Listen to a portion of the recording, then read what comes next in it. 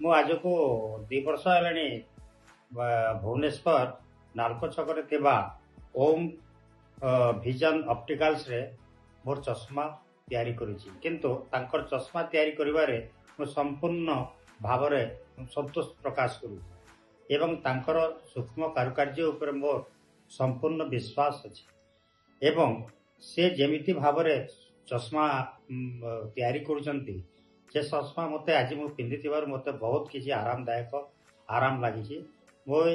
ମୁଁ ଆଗରୁ କୌଣସି ଜିନିଷ ଠିକ୍ ସେ ଦେଖିପାରୁନଥିଲି। ବର୍ତ୍ତମାନ ଏବେ ମୁଁ ଠିକ୍ ସେ ଦେଖିପାରୁଛି, ଠିକ୍ ସେ ପଢ଼ିପାରୁଛି।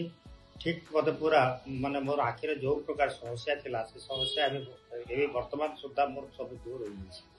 ତେଣୁ ମୁଁ ଆଜି ଏଇ ଓମ୍ ଭିଜନ ଅପ୍ଟିକାଲ୍ସରେ ମୋର ପରିବାରର ମୋର ସ୍ତ୍ରୀଙ୍କର ମୋର ଝିଅ ଅଭିପ୍ସାର ମଧ୍ୟ ସେଠାରେ ମୁଁ ଚଷମା ତିଆରି କରି ତାଙ୍କର କାର୍ଯ୍ୟକୁ ମୁଁ ସମ୍ପୂର୍ଣ୍ଣ ଭାବେ ବହୁତ ସନ୍ତୋଷ ପ୍ରକାଶ କରିଦେବାରୁ